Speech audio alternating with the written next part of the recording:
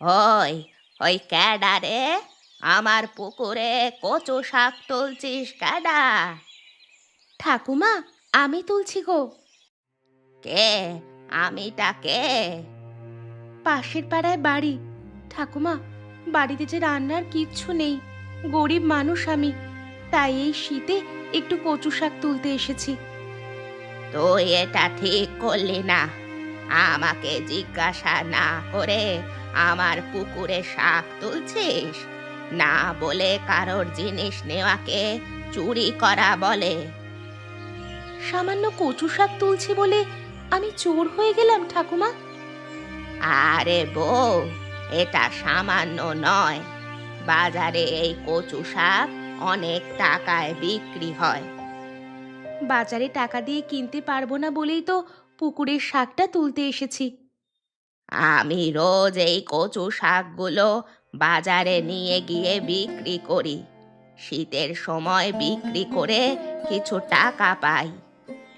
বুঝতে পেরেছি ঠাকুমা, আমি তো কচু শাকের টাকা দিতে পারবো না, তোমার পুকুর থেকে কচু শাক তুলেছিলাম, এই নাও।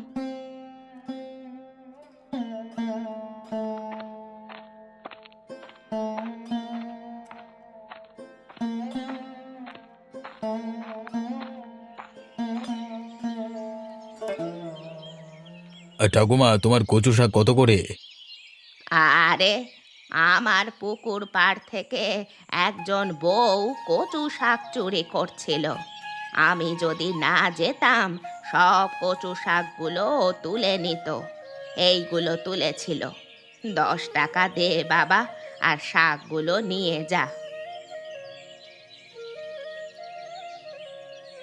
লক্ষ্য রেখো তোমার পুকুর, কেউ না কেউ তোমার পুকুর থেকে মাছও চুরি করে নেবে।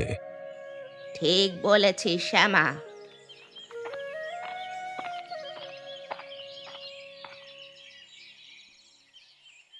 আজকে তুমি যে বলেছিলে কচু শাকের তরকারি করবে, কই তোমার কচু শাক? অন্যের পুকুরে তুলেছিলাম সকালে, ঠাকুমা বারণ করলো, তাই তার কচু শাক দিয়ে চলে এলাম। ঠিক আছে, চিন্তা করো না। ঠিক একদিন দেখবে আমি তোমার জন্য কচু শাক কিনে নিয়ে আসবো। আমি নিজের কথা ভাবি না গো, তোমার আর বাচ্চাটার কথাই ভাবি। এত অভাব, তাই আর ভালো লাগে না। একটু সুস্থ হলে কাজে ঢুকে যাব। শুধু তুমি বাচ্চাটাকে একটু দেখে রেখো, হ্যাঁ? মেয়েটা আমাদের স্বপ্ন। আজ তোমাকে ডাক্তারের কাছে নিয়ে যাব, তোমার রক্ত পরীক্ষা করে ডাক্তার ওষুধ দেবে, তুমি ঠিক ভালো হয়ে যাবে দেখো। কি ব্যাপার মিতা, আজ এত তাড়াতাড়ি? মা, আজকে আমাদের স্কুলের টিচার মিটিং এর জন্য তাড়াতাড়ি ছুটি হয়ে গেছে। ও আচ্ছা, তাহলে স্কুলের পোশাক খুলে এসে একটু ভাত খেয়ে নিবি আয়। মা, আজ তুমি কচু শাক রান্না করেছো? না রে মা, কচু শাক আর পেলাম না, পরে একদিন রান্না করে খাওয়াবো। আচ্ছা ঠিক আছে। মা, আজ আমাকে একটু বিকেলে পার্কে ঘুরতে নিয়ে যাবে? আচ্ছা ঠিক আছে, নিয়ে যাব। বাবা, তুমি আমাদের সাথে যাবে তো?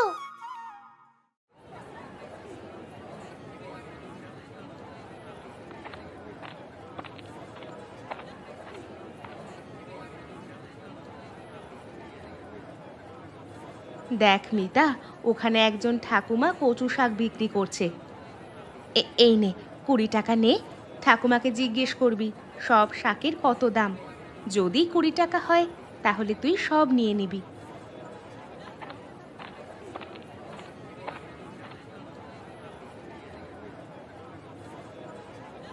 ঠাকুমা, তোমার কচু শাক সব কত দাম?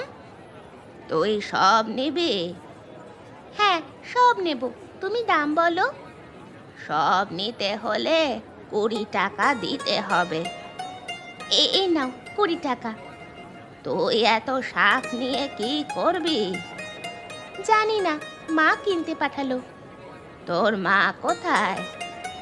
ওই তো, ওই তো আমার মা, ওই যে দাঁড়িয়ে আছে।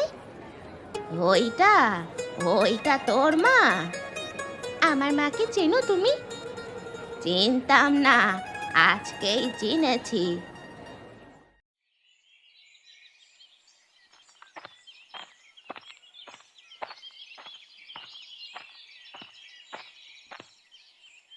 কি গো, মেয়ে কচু শাক নিয়ে কোথায় যাবে?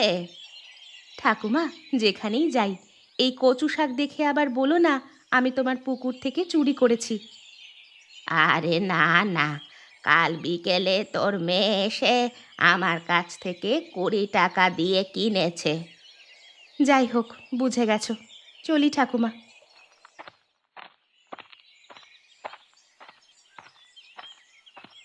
কচু শাক নিয়ে মেয়েটা কোথায় যায় আমাকে দেখতে হবে।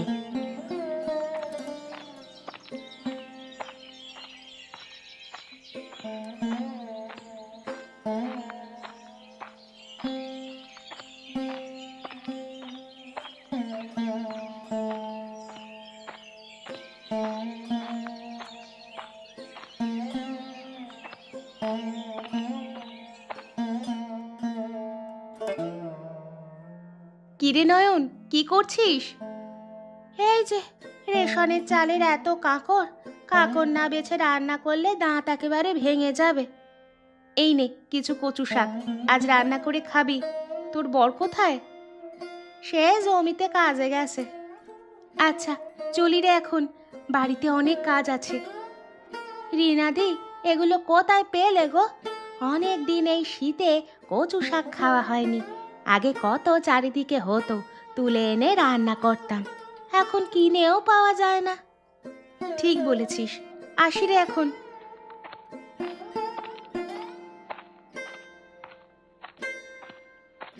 মনে হয় বেশি দামে বিক্রি করলো। সেদিন চুরি করেছিল এই রকম বিক্রি করার জন্য। না, আমাকে জিজ্ঞেস করতে হবে।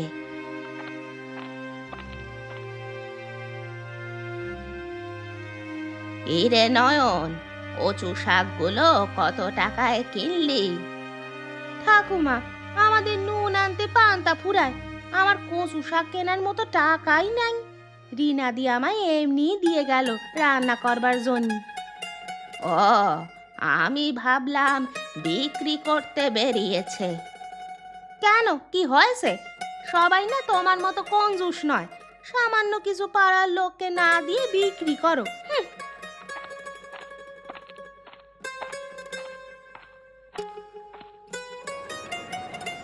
মা, আমি ওই দোলনায় দুলবো। আচ্ছা ঠিক আছে।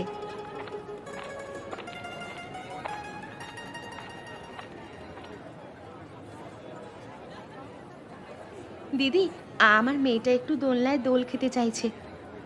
এই পার্কটা গরিবদের জন্য নয়, তোমরা এসেছো এই পার্কে দোল খেতে?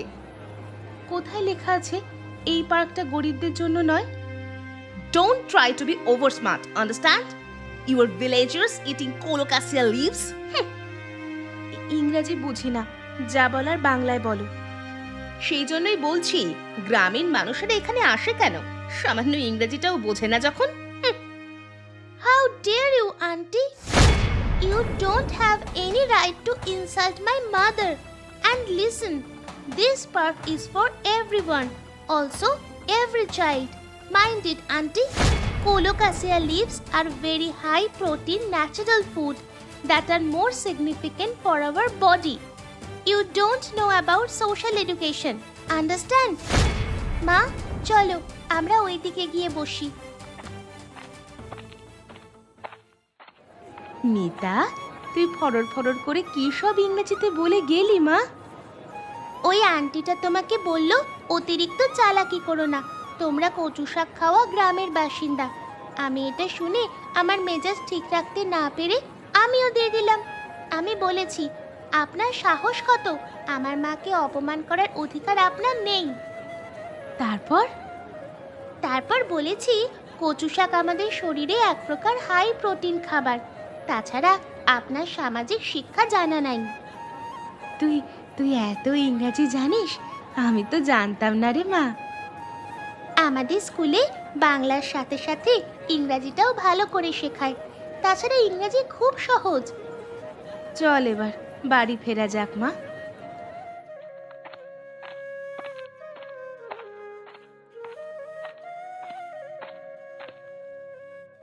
আরে বৌমা, কি করছো ওখানে? এই যে কাকু, কিছু কচু শাক চাষ করছি। তুমিও কি ওই ঠাকুমার মতো কচু শাকের ব্যবসা শুরু করবে? আরে কাকা, না না, ওই ব্যবসা ট্যাবসা আমার দ্বারা হবে না। জানেন তো, আমাদের পাড়ায় প্রায় সবাই খুব গরিব। এই শীতে অনেকেই কচু শাক খেতে পায় না, দাম দিয়ে কিনতেও পারে না। তাই ভাবলাম এখানে একটু কচু শাক চাষ করলে অনেকেই খেতে পাবে এই শীতে। তুমি তো মহান মেয়ে। মহান টহান বুঝি না, আমার মনে হলো তাই করছি। তা অতীন কোথায়? ও কেমন আছে? ও এখন অনেক সুস্থ, আজ পাশের গ্রামের জমিদারের বাড়িতে কাজ করতে গেছে। বাহ, ভালো করেছে। অতীন অনেক দিন ধরেই অসুস্থ ছিল, সুস্থ হয়েছে এটা শুনে ভালো লাগছে। কাকা, আমার কচু শাক হলে নিয়ে যাবেন, কাকিমা রান্না করে খাওয়াবে আপনাকে।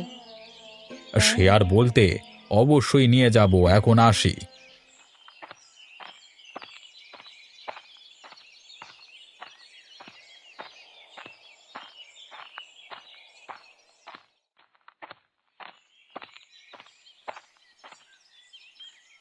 আরে, এখানে আবার কার কচু শাক হয়েছে? বেশ ভালোই হয়েছে তো, বেশ বড় বড়। কে এখানে কচু শাক লাগিয়েছে?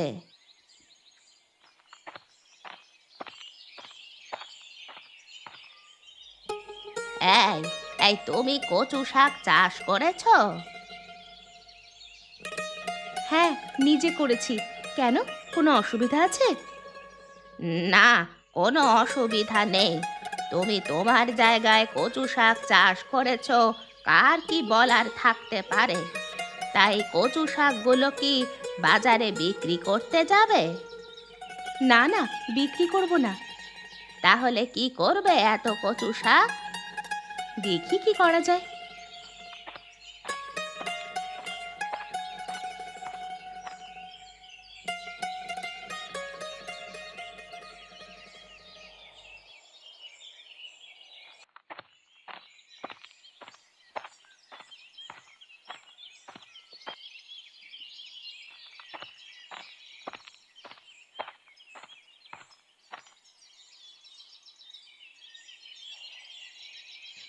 ও দিদি, শুনছি তুমি নাকি কচু শাক বিক্রি করছো?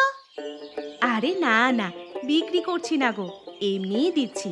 নিজের হাতে কচু শাক চাষ করেছি, বিক্রি করার জন্য নয়। আরে বাহ, খুব ভালো। তাহলে আমাকে কিছু কচু শাক দাও না গো, এই শীতে কচু শাক রান্না করে খেতে বেশ ভালো লাগে। শ্যামাচরণ কাকার মুখে শুনেছিলাম তুমি নাকি আমাদের পাড়ার গরিবদের জন্য প্রচুর শাক লাগিয়েছো, সেই জন্য কচু শাক নিতে এলাম গরিমাদি। হ্যাঁ হ্যাঁ, এগুলো তোমাদের জন্যই করেছি, আমাদের পাড়ার সকলের জন্য। তোমাদের যতটা লাগে ঝুড়ি থেকে নিয়ে নাও। তা দিদি, তুমি কচু শাকগুলো বাজারে বিক্রি করলে ঠাকুমার মতো অনেক টাকা ইনকাম করতে পারবে তো। সামান্য কচু শাক বিক্রি করে টাকা উপার্জন করার ইচ্ছা আমার নেই। গ্রামের মানুষেরা সবাই ভালো থাকুক, সবাই প্রকৃতির খাবার খেয়ে বেঁচে থাকুক, এটাই চাই। তুমি তো আমাদের পাড়ায় সব থেকে ভালো বউ হয়ে গেলে গো। ভালো ঠালো বুঝি না ভাই, একসাথে কাজ করি, একসাথে সকলের পাশে সুখে দুঃখে থাকতে হবে, এটাই জানি। তাহলে আমরা আসি এখন। হ্যাঁ এসো, কচু শাক কেমন রান্না করলে আমাকে জানাবে, একদিন জমিয়ে গল্প হবে। হ্যাঁ হ্যাঁ, অবশ্যই।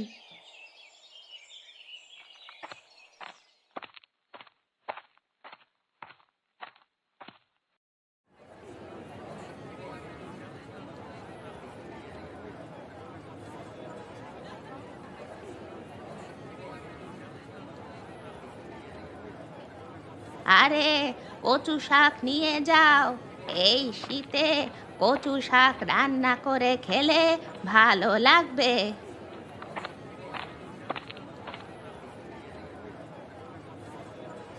না না বাপু, তুমি কচু শাক অনেক টাকায় বিক্রি করো। আমাদের পাড়ার রিমা দিদি আমাদের এমনি এমনি কচু শাক দিয়েছে, সেই কচু শাক দিয়ে আজকে সকালে জমিয়ে ভাতও খেয়েছি। তোদের এমনি দিয়েছে, টাকা নেয়নি? না গো ঠাকুমা, টাকা নেয়নি। রিমা বৌদিদি আমাদের পাড়ায় খুব ভালো একজন বউ, নিজের হাতে প্রচুর চাষ করে পাড়ার সকল বাড়িতে দিয়েছে, আরও দেবে বলেছে। ও, এবার বুঝলাম। সকলে যদি বিনা পয়সায় কচু শাক পেয়ে যায় তাহলে আমার বিক্রি হবে না। সে না বিক্রি হোক, কচু শাকগুলোকে গরু দিয়ে খাইয়ে দেব, তবু এমনি এমনি আমি কাউকে দেব না।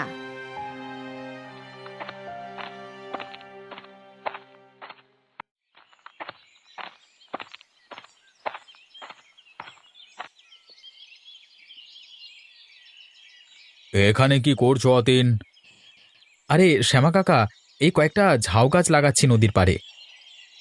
কেন এখানে ঝাউ গাছ লাগাচ্ছ কেন? নিজের জায়গায় লাগাতে পারতে তো। শ্যামাচরণ কাকা, ওটা দেখতে পাচ্ছ কি? নদীর পাড় নদীর জলের ঢেউয়ে একটু একটু করে ভেঙে যাচ্ছে। গাছ লাগালে মাটির ক্ষয় রোধ হবে, পাড় ভাঙতে সহজে পারবে না।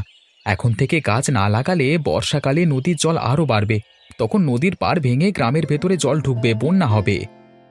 তুমি এত কিছু বোঝো কি করে? কি আর করব, সমাজের জন্য কিছু না কিছু তো করতেই হবে। আরে একটা কথা, তোমার বউ পাড়ার সব মহিলাদের বাড়িতে কচু শাক দিচ্ছে বিনা পয়সায়, তা কি ব্যাপার বলো তো অতীন? আরে আমি যখন অসুস্থ ছিলাম, আমি বউকে বলেছিলাম একটু কচু শাকের তরকারি করো তো, খেতে খুব ইচ্ছে করছে এই শীতে। তখন আমার বউ আমাদের পাড়ায় একজন বয়স্ক ঠাকুমা থাকে না, তার পুকুরে অনেক অনেক কচু শাক হয়েছিল। বউ একদিন সকালে গিয়ে কচু শাক তুলছিল। ঠাকুমা বউকে চোর বলে অপবাদ দিয়ে শাকগুলো নিয়ে নিয়েছিল, কারণ ঠাকুমা তার কচু শাকগুলো বিক্রি করে। রিমা খুব অপমানিত হয়, আর ও তো খুব সেন্টিমেন্টাল। তাই ওর ইচ্ছে যারা কচু শাক খেতে পায় না, নিজের হাতে কচু শাক চাষ করে তাদেরকে এমনি খাওয়াবে। এতক্ষণে ব্যাপারটা এবার বুঝলাম। আসলে ঠাকুমা খুব কঞ্জুস, টাকা ছাড়া কিচ্ছু বোঝে না। যাই হোক, তোমাদের মঙ্গল হোক। তোমরা ভালো থেকো, আমি চলি কেমন? আমিও একদিন এসে কয়েকটা গাছ লাগাবো।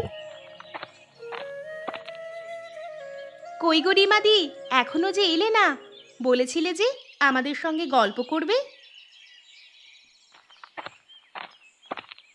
ওই তো হেঁটে হেঁটে আসছে।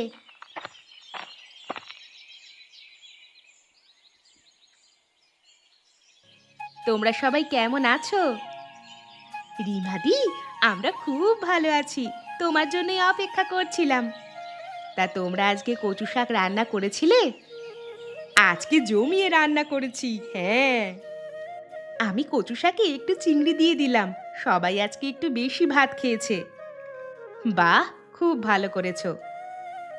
আমার বর বলল কচু শাক ভাজা খাবে, তাই পেঁয়াজ লঙ্কা দিয়ে কচু শাক ভাজা করেছিলাম। খুব ভালো হয়েছে। তা দিদি, তুমি কি রান্না করেছিলে? আমি কচু শাক দিয়ে আলু বেগুন দিয়ে তরকারি বানিয়েছিলাম। মিতার বাবা কচু শাকের তরকারি খেতে ভীষণ ভালোবাসে। খুব ভালো করেছো গো রিমা দিদি। বাজারে গিয়েছিলাম, ঠাকুরমা কচু শাক বিক্রি করছে। আমাকে জিজ্ঞেস করেছিল কচু শাক নেবে কিনা। আমি বললাম না না, রিমাদি আমাদের এমনি এমনি দিয়েছে, তোমার কাছ থেকে টাকা দিয়ে কিনবো কেন। ঠাকুমার একটাও কচু শাক বিক্রি হয়নি গো, সব বাড়ি নিয়ে চলে গেছে। চলো এবার সবাই ওঠা যাক, বাড়িতে অনেক কাজ পড়ে আছে, আবার কোনো একদিন জমিয়ে গল্প হবে। হ্যাঁ হ্যাঁ, চলো, আমাদেরও অনেক কাজ আছে।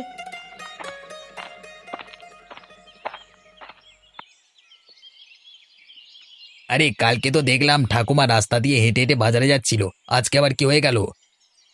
ঠাকুমা খুব অসুস্থ হয়ে গেছে, যক্ষ্মা হয়েছে, সেই জন্য কেউ ঠাকুমার কাছে যাচ্ছে না। ঠাকুমার কি হয়েছে? ঠাকুমার যক্ষ্মা হয়েছে, তাই ভেতরে কেউ যাচ্ছে না। ঠাকুমার তো মেয়ে জামাই আছে, তারা কেউ আসেনি? মেয়ে জামাই অনেক দূরে থাকে, তাদেরকে খবর দেবে কে? আর তাদের কোনোদিন এখানে আসতেও দেখিনি। তাদের মা কেমন আছে দেখতেও আসে না। ঠাকুমা শুধু টাকা টাকা করেই মরল। ঠিক আছে, তোমরা এখানে থাকো, আমি একজন ডাক্তার ডেকে নিয়ে আসি।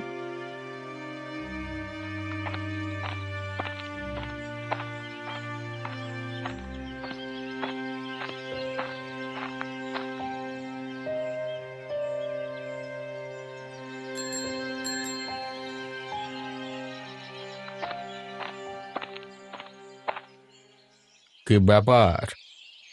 আমাদের পাড়ায় একজন বয়স্ক ঠাকুমা থাকে, উনি খুব অসুস্থ। আপনি যদি গিয়ে দেখেন খুব ভালো হয় ডাক্তারবাবু। ঠিক আছে, আপনি যান, আমি যাচ্ছি।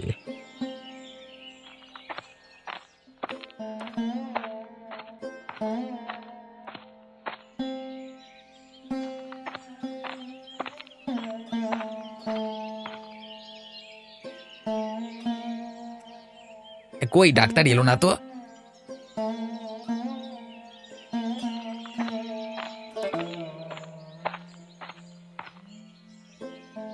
ডাক্তারবাবু চলুন, ঠাকুমা ভেতরে শুয়ে আছেন।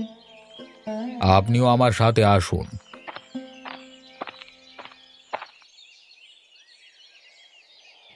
ঠাকুমা, তোমাকে ডাক্তার দেখতে এসেছে।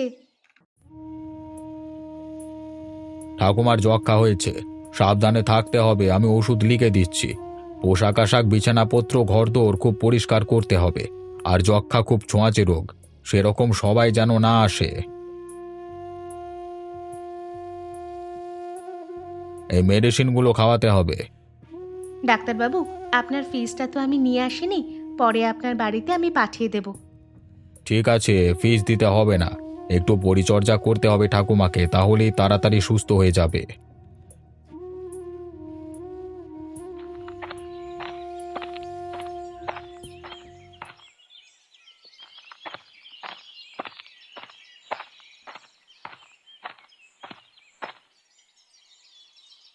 কোথায় যাবে রিমাদি? এই ঠাকুমাকে খাবার দিতে যাচ্ছি। ঠাকুমার তো আর রান্না করার কেউ নেই, কেউ যদি খাবার না দেয় তো ঠাকুমা না খেতে পেয়ে মারা যাবে। চলো, আমিও তোমার সাথে যাব। ঠিক আছে চলো, এখন ঠাকুমা অনেকটাই সুস্থ।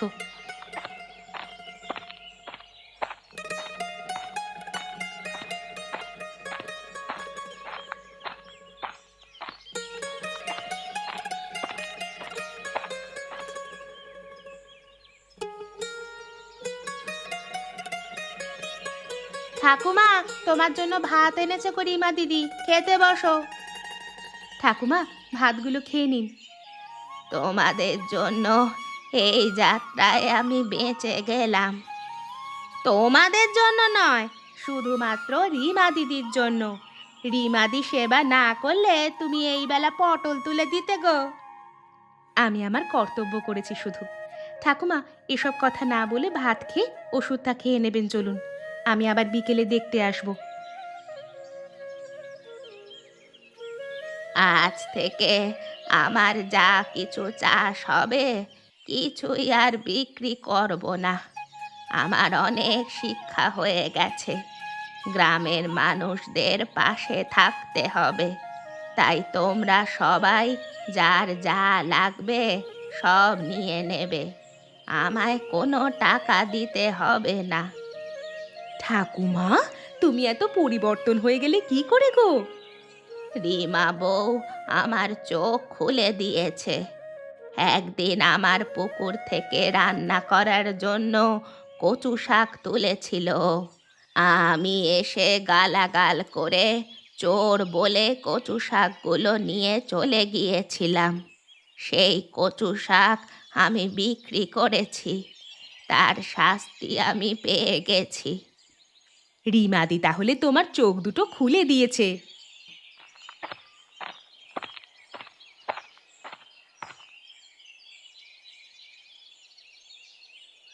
কি ব্যাপার, তোমরা সবাই এখানে কি করছো? রিমা মা, আমার এই পুকুরের সব কচু শাক আমাদের পাড়ায় সবাই খাবে। কিন্তু তোমার কচু শাকের টাকা তো এরা কেউ দিতে পারবে না, আমরা যে সবাই গরিব। তুই কি ভাবলি রে, আমি কি একেবারেই নিষ্ঠুর? আমারও মন বলে কিছু আছে, কদিন আর বাঁচবো। তুই না থাকলে তো কবেই মরে যেতাম। তাই শুধু কচু শাক নয়, আমার বাগানে যা যা সবজি চাষ হয়, যা ফল চাষ হয়, সব আমি পাড়ার গরিবদের দেব। আরে ঠাকুমা, তুমি তো অনেক পরিবর্তন হয়ে গেছো। তুই আমার চোখে আঙুল দিয়ে দেখিয়ে দিয়েছিস, সবাইকে একসাথে থাকতে গেলে সকলের পাশে সুখে দুঃখে থাকতে হয়। সবাই ঠাকুমার জন্য হাততালি দাও।